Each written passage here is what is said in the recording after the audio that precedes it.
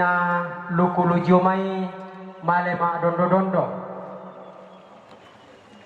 Di tole pa kumuwayate may anak ampota ta pakai nga meloy gandi na lukulujo may malema dondo-dondo ke sementaray malingka tujo na kapenomban mapenduan na yate may mintu alat-alat elektronik tuta pake ta pakean ni jolo selama berjalan waktu berlangsung tuh perayaan misa requiem lan katumimburan masallo tuh lana panata pekamberan lamai gereja Katolik dalam hal ini tuang pastor, prater dan prodiakon si solamintu petugas-petugas resmi gereja.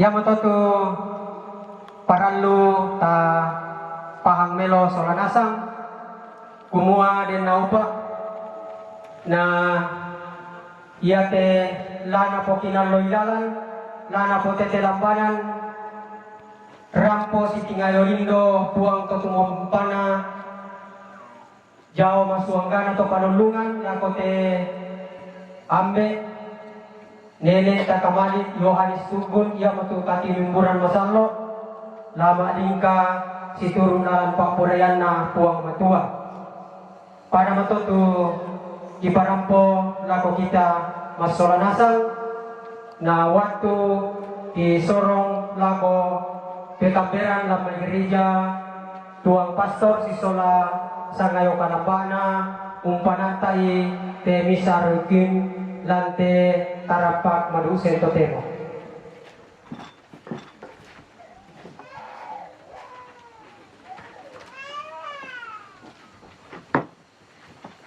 Terbuka itu Kapenombanta lamai stensilan nomor 4. Stensilan nomor 4. Popuang to palulungan ambek na to madusen na sitaruna.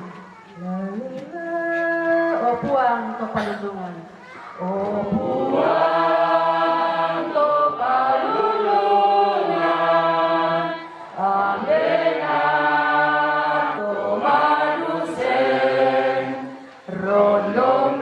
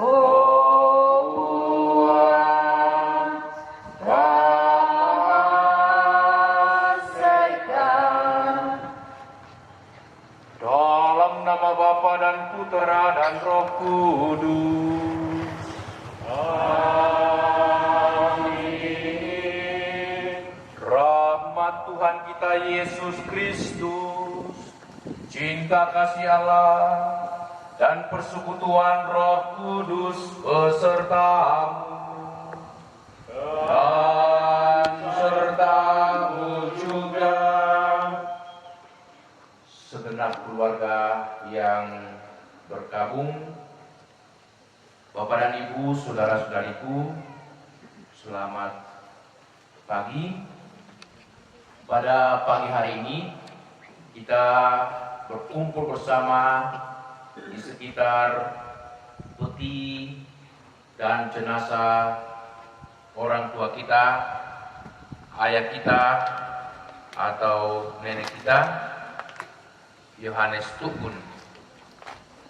Kita saat ini dengan rasa sedih mengadakan upacara perpisahan, sekaligus juga mohon berkat Tuhan untuk jenazah ayah kita, ambe kita atau nenek kita ini.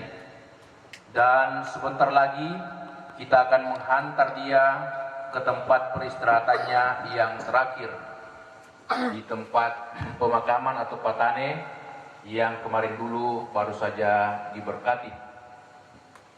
Namun dalam situasi seperti ini kita tidak boleh berputus asa seperti orang yang tidak mempunyai pengharapan, sebab kita menaruh harapan kepada Kristus yang telah menghancurkan kekuasaan maut dengan kebangkitannya yang mulia. Maka saudara-saudariku, mari kita mendoakan keselamatan kekal ayah kita ini atau nenek kita, dan semoga segenap keluarga, segenap umat kita semua selalu diberikan kekuatan, penghiburan, belas kasihan, dan ketabahan di dalam menanggung segala kedukaan ini. Sebab dalam Tuhan selalu ada pertolongan, penghiburan, dan belas kasihannya. Agar doa-doa kita yang akan kita panjatkan kehadirat Allah yang Maha Rahim berkenan dan diterima, maka dengan rendah hati kita datang di hadirat-Nya, mohon pengampunan belas kasihannya. Ya Tuhan Yesus Kristus, Engkau mengalami kematian sebagai manusia, tetapi dibangkitkan oleh kekuasaan Bapa dalam Roh Kudus. Tuhan, kasihanilah kami. Tuhan, kasihanilah kami. Engkaulah kebangkitan dan kehidupan. Barang siapa percaya kepadamu akan memperoleh kehidupan yang kekal. Kristus, kasihanilah kami. Kristus, kasihanilah kami. Tuhan Yesus Kristus, Engkau akan datang dengan mulia untuk mempersatukan kami semua dalam kerajaan Bapa. Tuhan, kasihanilah kami. Tuhan, kasihanilah kami. Semoga Allah yang Maha Kuasa mengasihani kita, mengampuni dosa kita, dan mengantar kita ke hidup yang kekal. Amin. Marilah berdoa. Allah Bapa kami yang Maha Rahim, dengan penuh harapan kami menyerahkan hamba-Mu, ayah kami atau nenek kami ini, Yohanes Tugun, ke dalam tangan-Mu. Berikanlah dia istirahat yang tenang dan damai dalam kerajaan-Mu. Ampunilah ya Bapa segala dosa dan kesalahannya. Semoga ia boleh bersatu dengan para kudus-Mu untuk menikmati cahaya kebahagiaan kekal dan memuji kebaikan-Mu. Kami juga berdoa bagi kami semua yang masih berziarah di bumi ini, terutama bagi keluarga yang sedang berkabung ini. Engkaulah ya Bapa, sumber belas kasihan dan penghiburan. Engkau mencintai kami dengan kasih abadi. Engkau mengubah maut yang gelap gulita menjadi fajar yang hilang gemilang berkat kebangkitan mulia Putra-Mu. Maka kami mohon semoga keluarga yang sedang berkabung ini dapat menanggung duka citanya dengan tabah dan menaruh kepercayaan serta harapannya kepadamu. Demi Yesus Kristus Putra-Mu, Tuhan dan pengantara kami, yang hidup dan berkuasa bersama dengan Dikau dalam persekutuan dengan Roh Kudus, Allah sepanjang segala masa. Amin. Mari saudara-saudariku, kita membuka hati untuk mendengarkan sabda Allah.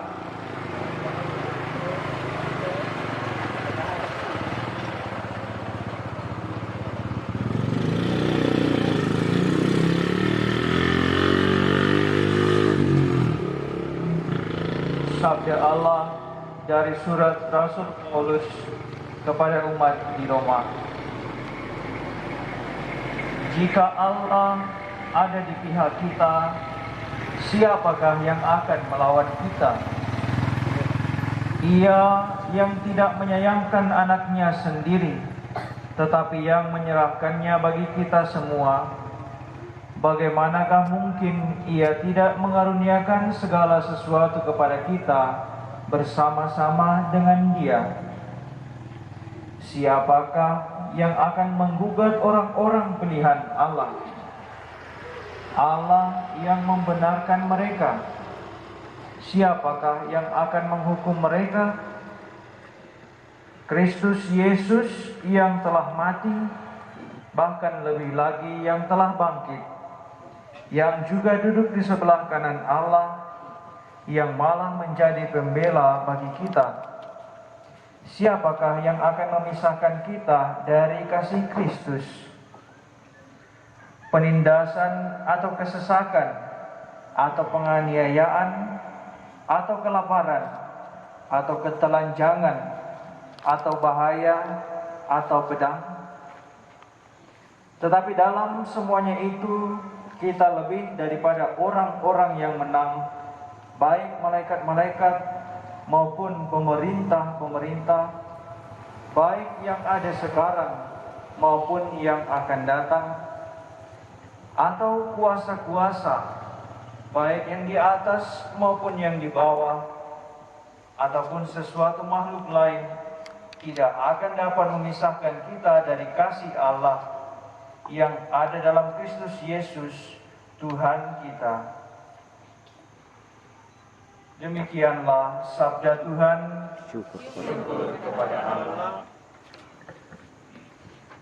Kita nyanyikan stensilan nomor 5. O puang mamase sai komi nasi taruna. O puang mamase. O puang mamase sai mo komi lahi diromongan dan kasusan buang tentu mampet topalulungan digente dugamu tomang lagi lalaimu lalaimu garebani gareba marende dio mai puan kada katuan tonton salakona amin tarimakan tamasuruga.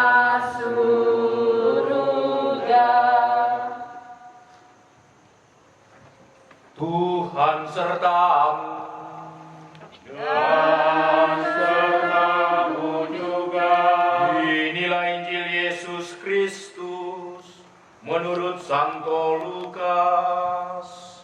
Dimuliakanlah Tuhan. Ketika mereka sampai di tempat yang bernama Tengkorak, mereka menyalibkan Yesus di situ dan juga kedua orang penjahat itu, yang seorang di sebelah kanannya dan yang lain di sebelah kirinya.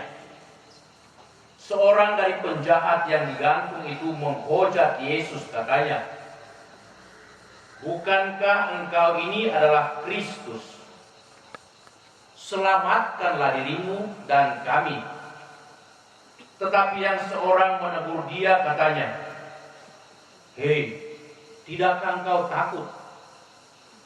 Juga tidak kepada Allah, sedangkan engkau menerima hukuman yang sama. Kita memang selayaknya dihukum, sebab kita menerima balasan yang setimpal dengan perbuatan kita. Tetapi orang ini tidak berbuat sesuatu yang salah. Lalu ia berkata kepada Yesus, Yesus, ingatlah akan aku apabila engkau datang sebagai Raja. Kata Yesus kepadanya, aku berkata kepadamu, sesungguhnya hari ini juga engkau akan ada bersama-sama dengan aku di dalam Firdaus. Demikianlah Injil Tuhan. Terpujilah Kristus.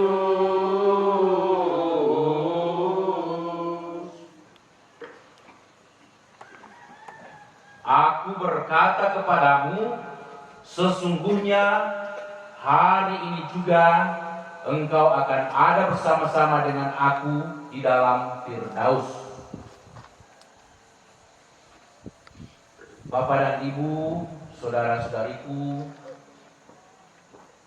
kerabat, keluarga yang bergabung, juga para pejabat pemerintah, semua umat dan anggota masyarakat, kata-kata Yesus pada bagian akhir bacaan Injil adalah harapan dan doa keluarga, doa kita semua untuk ayah kita, ambe kita atau nenek kita, Yohanes Tukun. Aku berkata kepadamu, sesungguhnya hari ini juga engkau akan ada bersama-sama dengan aku di dalam Firdaus. Itulah harapan kita, supaya ambe kita ini atau nenek kita boleh menikmati kemuliaan kekal di dalam Firdaus. Firdaus itulah yang kita sebut surga.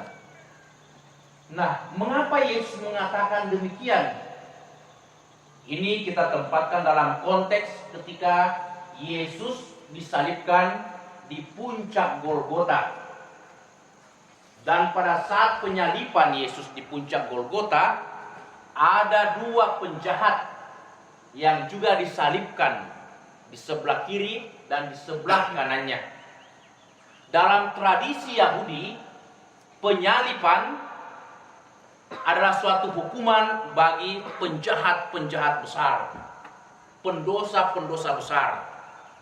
Nah, karena itu ketika Yesus disalibkan, yang seorang di sampingnya mengatakan, bukankah engkau ini adalah Mesias?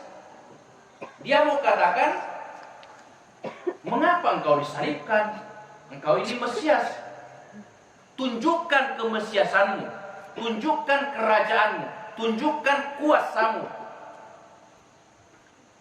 Selamatkan dirimu saat ini dan selamatkan kami juga ini. Jadi dia mengejek sekaligus mengolok. Kalau mengejek masih lumayan, tapi mengolok-olokkan Yesus seperti mempermainkan Yesus. Sehingga temannya walaupun juga penjahat yang di samping kanannya mengatakan, hei, bukankah kita ini selayaknya dihukum karena kesalahan dan dosa kita? Kita memang pendosa. Tetapi orang yang ada di tengah-tengah kita ini, di samping kita ini, tidak berbuat sesuatu pun yang salah. Dia orang yang baik. Dia orang yang sungguh-sungguh menunjukkan belas kasihan kepada sesama. Tetapi yang di sebelah kanan itu yang tadi menegur temannya juga yakin betul, selain Yesus orang baik, orang yang penuh belas kasih, penuh pengampunan, Yesus juga adalah seorang raja. Maka dia mengatakan apa? Yesus, ingatlah akan aku apabila engkau datang sebagai raja. Jadi walaupun Yesus dihukum mati di atas kayu salib, bukan karena dosa atau kesalahan yang dilakukan, tetapi juga karena ya iri hati penguasa-penguasa Yahudi, orang-orang Farisi dan lain sebagainya. Karena Yesus punya banyak pengikut, maka mereka mau tunjukkan bahwa Yesus tidak punya kuasa apa-apa, karena itu dia disalibkan. Tapi seorang pendosa pun percaya betul bahwa Yesus ini tidak berbuat salah. Yesus sebenarnya seorang raja, maka dia mengatakan, Yesus, ingatlah akan aku apabila engkau datang sebagai raja. Nah, di atas salib pun Yesus menunjukkan kuasanya, menunjukkan kerajaannya. Karena dia mengatakan, aku berkata kepadamu, hari ini juga engkau akan ada bersamaku dalam Firdaus. Nah, di atas salib saja Yesus punya kuasa. Nah, karena itu bagi kita orang Kristen, pengikut-pengikut Yesus, salib adalah fokus, adalah orientasi hidup kita. Kita tidak takut pada salib, kita tidak terhina atau malu pada salib. Karena itu kita banyak memasang salib. Kita terutama pasang salib di gereja, kita pasang salib di rumah. Ada juga saudara-saudari kita yang pasang salib itu di kalung, di dada, rantai, atau juga di cincin, atau juga di gelang, atau juga di telinga sebagai anting-anting salib. Syukur bahwa belum ada yang pasang di gigi. Takutnya toh si bangun Dracula. Ya. Nah, jadi ya, bagi kita salib adalah suatu kebanggaan. Kita tidak takut pada salib, karena justru dari salib itulah terpancar kemuliaan. Kalau Yesus tidak disalibkan, tidak ada kebangkitan, tidak ada keagungan. Tetapi justru karena Yesus disalibkan, oleh dunia dianggap hina dan dipermalukan, tetapi justru dari salib itu terpancar kuasa kemuliaan Yesus. Maka bagi kita orang Kristen, pengikut-pengikut Yesus, salib adalah tanda kemuliaan, tanda kebanggaan. Kita tidak perlu malu, kita tidak perlu takut dengan salib. Salib adalah jalan bagi kita untuk memperoleh keselamatan. Maka karena itu Rasul Paulus dalam bacaan yang pertama kepada umat di Roma mengatakan, jika Allah di pihak kita, atau dengan kata lain, jika kita percaya kepada Allah, apakah yang dapat memisahkan kita dari cinta Kristus? Tidak ada.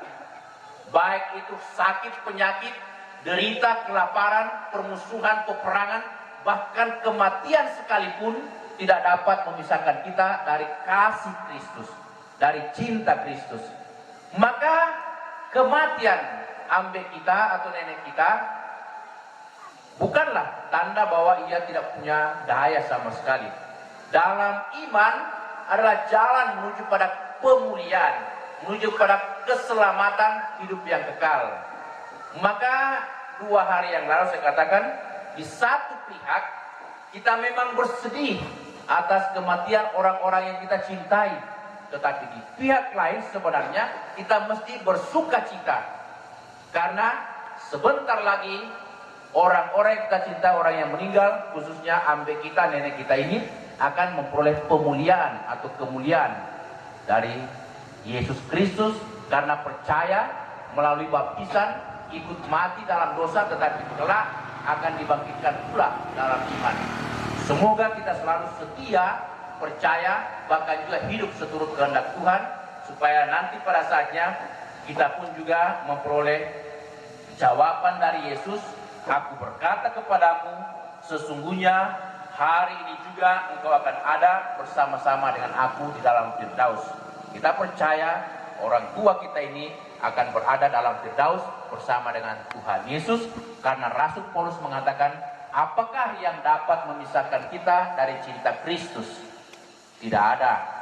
Entah kematian, entah kelaparan, entah derita, sakit, entah peperangan,